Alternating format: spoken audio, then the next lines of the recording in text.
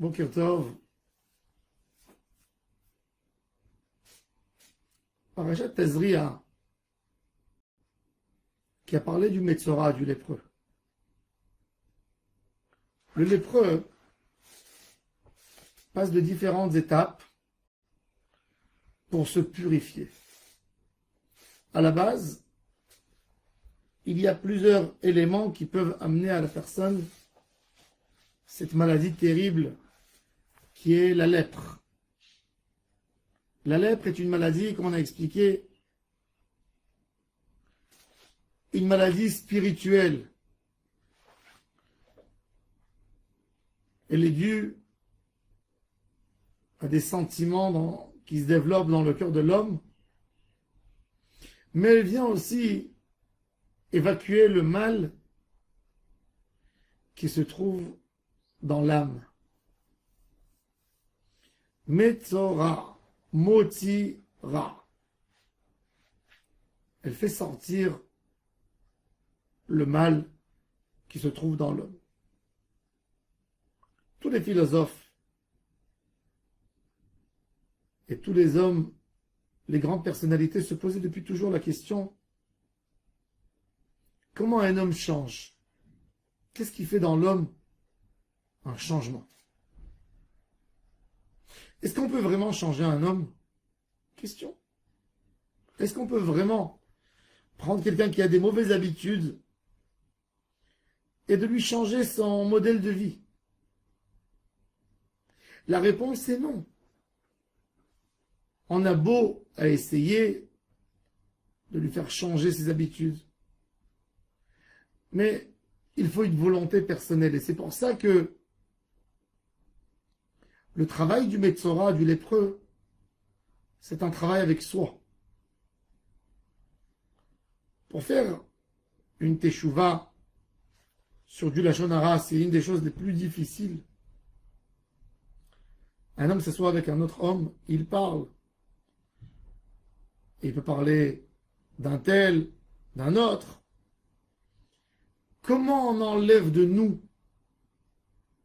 cette facilité de parler de l'autre, de critiquer? Alors il y a le Metzora, le Ta'alir, c'est tout ce processus de travail qui se passe, c'est de faire évacuer le mal qu'il y a en nous.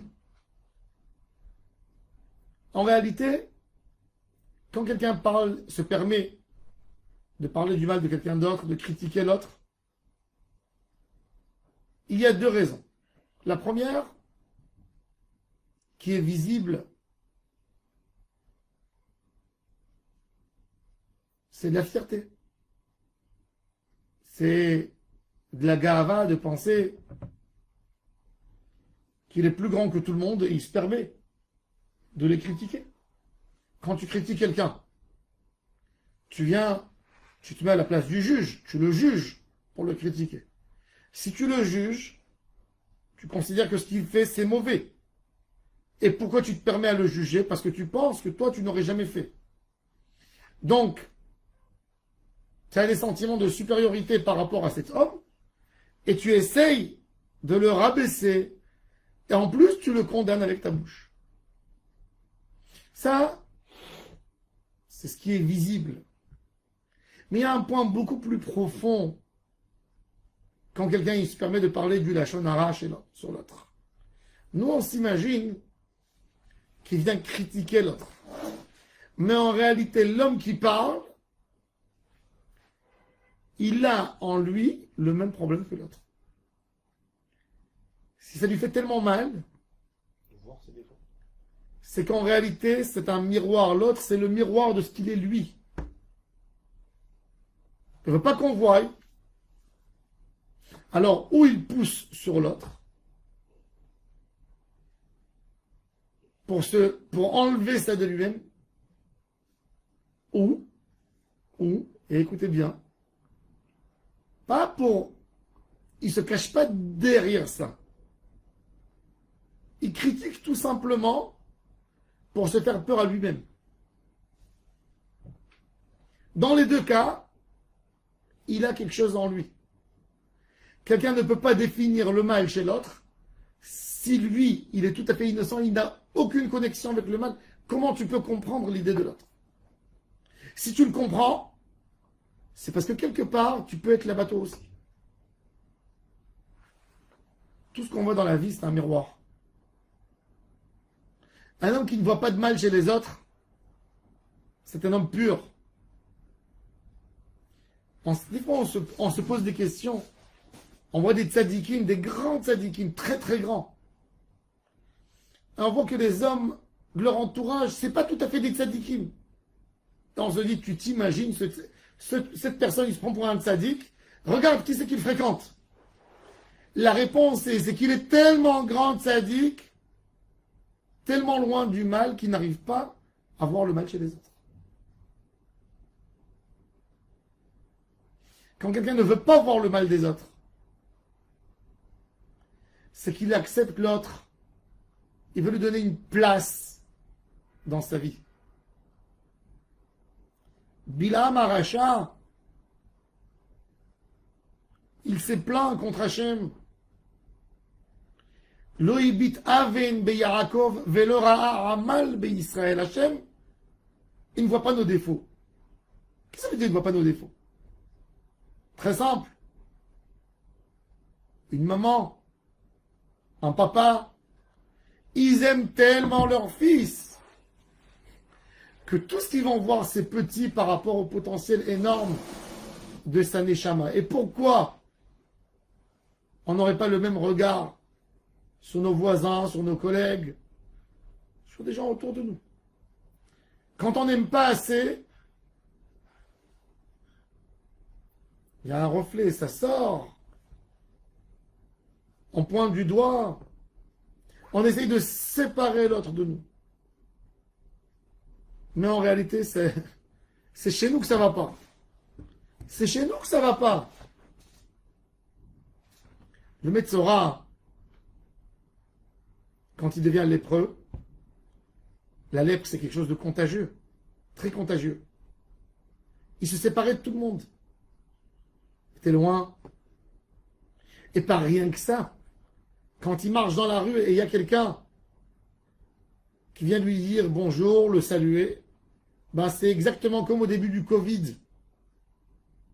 Quand on ne savait pas exactement comment ça se propage, il dit tout de suite à l'autre, éloigne-toi de moi. Mets un masque, mets une vitre, je ne peux pas te parler, il faut que je te parle à travers d'une fenêtre. C'était exactement ça la lèpre. Et la personne en ce moment, il comprend qu'est-ce qu'il fait avec ses mots. Il comprend c'est quoi une solitude. Quand il y a un homme lépreux, il n'a pas envie qu'on dise qu'il a contaminé les autres, donc il est fermé. Plus un cercle social, plus d'amis, plus de voisins, même pas sa femme et ses enfants. Mais c'est ça ce que tu es en train de faire. Quand tu parles en réalité une mauvaise langue sur quelqu'un, tu l'éloignes de la société exactement comme ce qui se passe avec le lépreux. Puisque il avait des amis qui le fréquentaient, ben depuis, ils vont essayer de l'éviter. Comment ça s'appelle? Non, à l'époque, il y avait la peste. On disait un Oui. pestiféré, c'est quelqu'un Un pestiféré, oui. On ne voulait Oui, pas approcher. tout à fait. Tu l'éloignes tellement de toi et de la société en parlant du mal sur lui que tu lui fais exactement ce qui se passait avec un lépreux ou avec quelqu'un qui avait la peste ou toute autre maladie. Là, quand l'homme a compris quelque chose, il peut y avoir un changement. On peut souhaiter un changement. Tant que l'homme n'a pas senti l'expérience, n'a pas senti sur sa peau, qu'est-ce que ça veut dire d'être éloigné? On ne peut pas comprendre quel dégât il fait à la société quand il parle. Le Metzora, c'est évacuer le mal de la société. Heureux l'homme qui a eu la lèpre. Il a compris. Et espérant qu'il n'oubliera pas. Il a compris c'est quoi un éloignement social. Mesurer tes mots quand tu auras la chance de parler avec quelqu'un pour récupérer ce que tu as besoin au moins. Et ça, c'est Metzora, Motsira. Tu évacues le mal quand tu te mets à la place de l'autre. Tu évacues le mal de toi-même quand tu penses. Qu'est-ce que ça peut amener à un homme, la solitude, quand on le met dans la solitude? Et rien qu'après, il y a un travail physique qui se fait. Le sang retourne.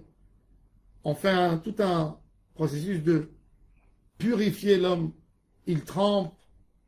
Il amène un oiseau. L'oiseau, il vole. Pourquoi l'oiseau, il vole? Pourquoi on amène ça pour le lépreux? Parce que l'homme, il dit un mot ici. Et c'est comme un oiseau. Il vole dans une autre ville. Il va et il ramène. Le Covid est arrivé pas par des poissons, par des oiseaux. Par des chauves-souris. Le mal se transfère. Et là, quand tu as un exemple, quand tu as vu ce qui s'est passé avec toi, tu peux essayer de sentir et de comprendre peut-être un peu la souffrance de l'autre. Il n'y a pas mieux qu'une étude personnelle pour comprendre les choses. Mais on demande à Kadosh Baruch Hu de ne pas nous amener à l'épreuve, de ne pas nous mettre là-bas. On veut comprendre sans être lépreux, chas v'shalom. Alors celui qui veut comprendre sans être lépreux, il a une seule chose à faire.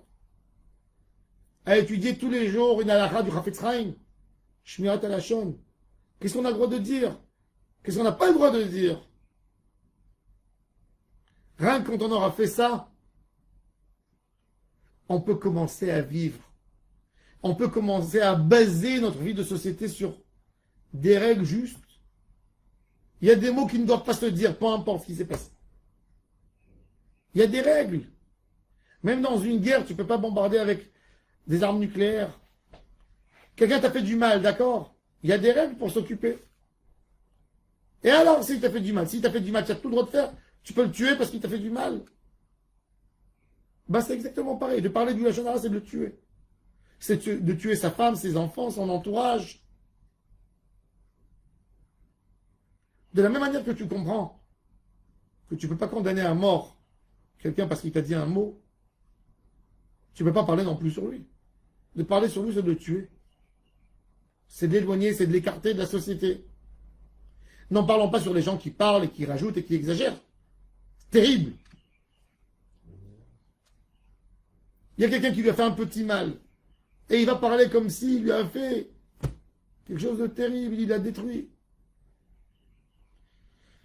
Et ça, c'est l'idée de Shmirat Halashon. De se mettre un miroir devant nous. Nous regarder. Et avec ça, Be'ezrat Hashem, ça nous aidera un peu de garder notre bouche. De se retenir. De ne pas tout dire. D'attendre. De juger l'autre pour kafsrout. D'avoir pitié des autres. Et de ne pas directement salir et éloigner l'homme de nous et de la société. Baruch Adonai Le'olam. Amen. Amen.